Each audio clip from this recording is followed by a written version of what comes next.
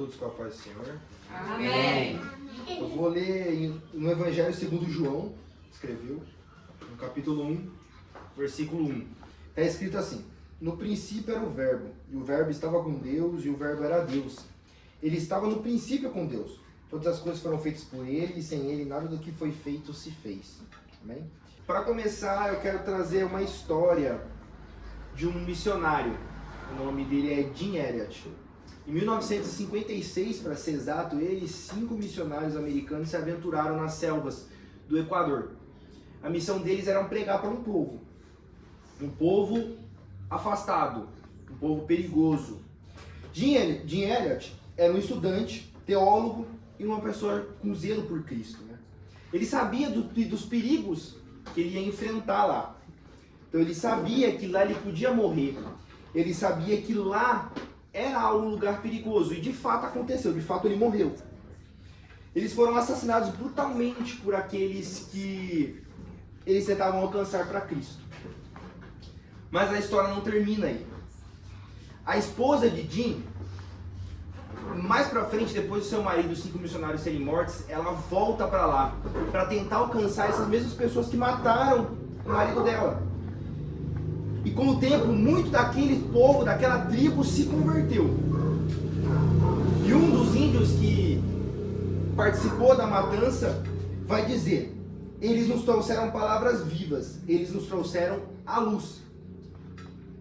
Eles estavam em densas trevas espirituais, aquele povo que era afastado, estavam nas trevas total.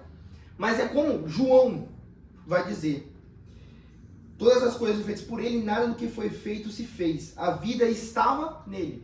Ou seja, mesmo Jim e os outros 5 missionários morrendo, a esposa voltou para lá para conviver com aqueles que tinham sido os assassinos do seu marido. E com isso aquele povo foi alcançado. Isso pode parecer um pouco desconexo com o texto, mas não é. O que a gente consegue entender aqui em João? João, o principal ponto do Evangelho de João é mostrar quem é Cristo. Por que Cristo veio? Quem é Ele, de fato? Então esse é o principal objetivo do Evangelho de João, é mostrar as naturezas de Cristo, é mostrar a justiça de Cristo. E de transmitir ao mundo noções justas da natureza real do ofício e do caráter do Mestre Divino, que veio para instruir e redimir a humanidade. E nós conseguimos notar isso logo no início do texto, né? João claramente está nos mostrando as naturezas reais e verdadeiras de Jesus. Dos versículos lidos que a gente acabou de ler, 1 João. Isso nos leva para 2 motivos, 2 lições desse texto que a gente pode tirar. O primeiro, o motivo da vinda de Cristo. Por que Cristo veio para esse mundo? Quem é Cristo? João chama Jesus de o Verbo. E isso não é à toa. João está deixando claro aos seus leitores o motivo de Cristo ter vindo a essa terra. Se a gente pesquisar no dicionário português o significado de verbo, a gente vai encontrar que é uma classe de palavras gramaticais ou uma palavra, um discurso. Tá, o que isso tem a ver? Se a gente olhar para o grego, a língua no qual o Novo Testamento foi escrita, temos a palavra logos, sendo traduzida como verbo. E ela a gente pode entender de 2 formas. Primeiro, pode significar a palavra. Então, às vezes, essa palavra vai aparecer no Novo Testamento como a palavra de Deus. Então, logos vai ser como se fosse a palavra de Deus mesmo. Em outros casos, um título atribuído a Cristo, né? Isso foi tirado do léxico do Novo Testamento grego. A revelação é progressiva. Ou seja, o que isso significa? No começo, Deus apareceu através como? Ele aparecia de fato, não às vezes na natureza dele real, mas às vezes aparecia na sarça, às vezes aparecia de alguma forma, é o que a gente chama de teofania. Então Cristo aparecia no Antigo Testamento como forma de transmitir a sua palavra. Depois disso, Deus encerrou essa forma de aparição e ele veio através de profecias. Então vem os profetas, que assim veio a palavra do Senhor a tal pessoa. Então aí era uma outra forma de Deus se revelar naquele tempo. E por fim, e não menos importante, veio a revelação final, a revelação total de tudo isso, que é Cristo. Então Cristo ela é a revelação total e final de todas essas coisas. Então, por que Deus apareceu no começo? Por que os profetas falaram? Para apontar a Cristo. para apontar a Jesus. Então, tudo isso foi o motivo principal de tudo. Deus apareceu na sarça, Deus apareceu para outras pessoas, Deus apareceu como anjo, Deus falou através do profeta Jeremias, como foi dito, falou através de Abacuque, através de todos os profetas. Para quê? Para apontar a Cristo, para apontar aquele que iria redimir a humanidade. E o que significa? Ao olharmos para Cristo, nós vemos o Pai. Então não tem como a gente entender o Pai se não olhar para Cristo. Então, para a gente entender quem é Deus Pai, a gente tem que olhar para Cristo, porque Cristo, ele é a totalidade de tudo. Cristo, ele é o verbo. O verbo, ele é o quê? A palavra, ele é o discurso, ou seja, é ele. Ele é tudo. Nele subsiste todas as coisas. Jesus é o poder da sabedoria, a causa de toda a vida no mundo. E é isso que João estava tentando mostrar para a gente. Que Jesus é o verbo, Jesus é a palavra. Jesus, ele é a encarnação do Deus verdadeiro. Então ele veio nessa terra para nos mostrar e para que nós entendêssemos quem é Deus. Por que Deus nos ama. E foi isso que Cristo veio nessa terra e nos deixou escrito através da palavra, da Bíblia, das Escrituras. Então as Escrituras, ela é a nossa regra de fé e prática. E é através dela que nós temos a sabedoria passada por Cristo. Então Cristo, ele é o cumprimento de todas as profecias. E isso nos leva a entender muito, correlacionando com Jim, né, que eu citei no começo, que a gente está passando agora, né? Por conta que, assim como Jim Elliot, que foi lá pregar para aquelas pessoas, foi morto, brutalmente assassinado, parecia tudo perdido. Parecia que nada mais daria certo. Pô, a vida de alguém foi ceifada, e agora? Mas não, Deus ainda tinha um segundo plano. A esposa de Jim voltou para lá depois para conviver com os assassinos e convertê-los.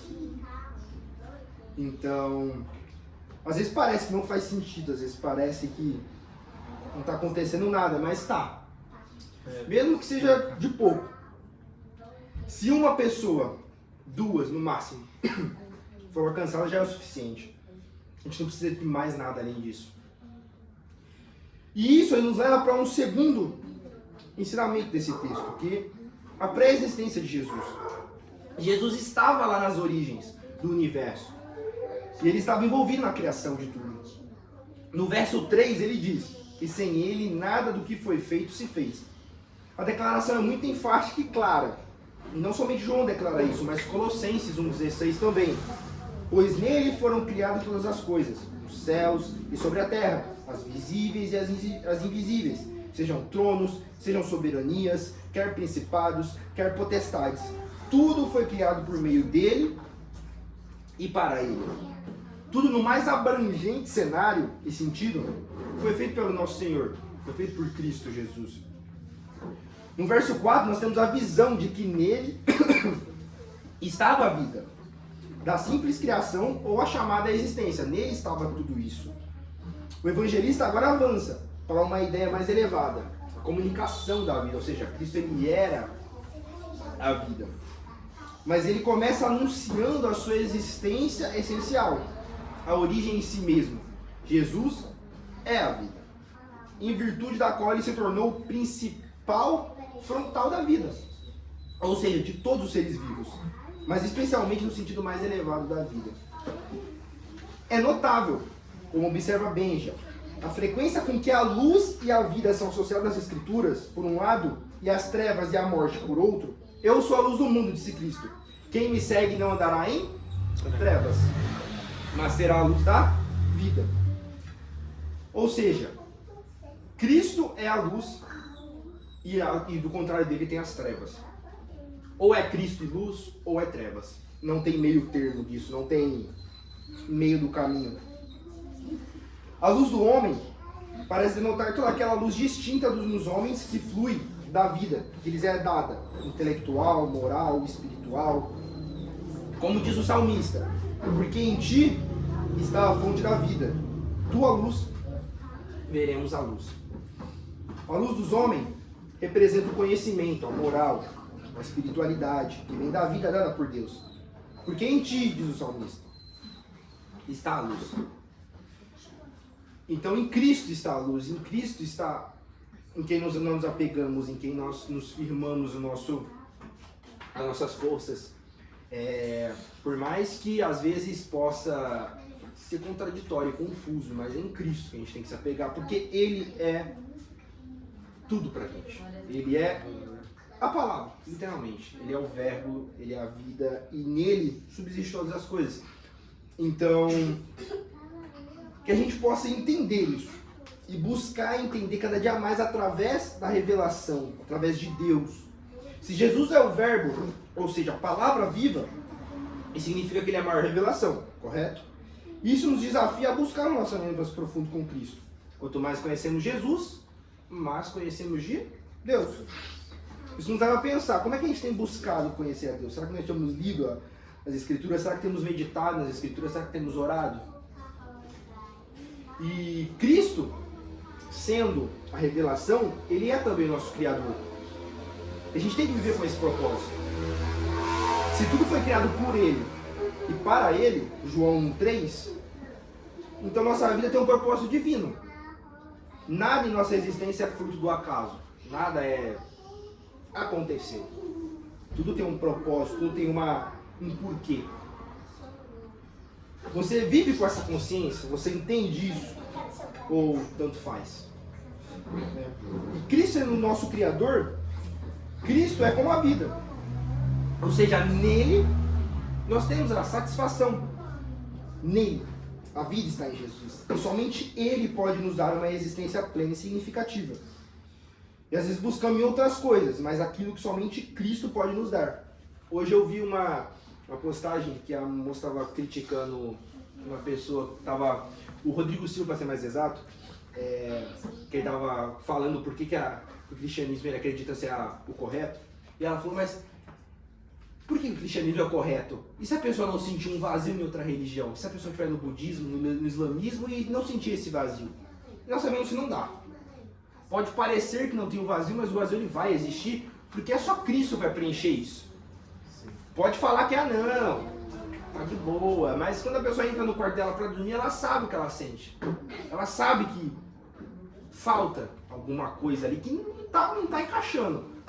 Por mais que no dia a dia, ali na convivência com a religião dela, ela fale que não, mas nós sabemos que sim, é verdade.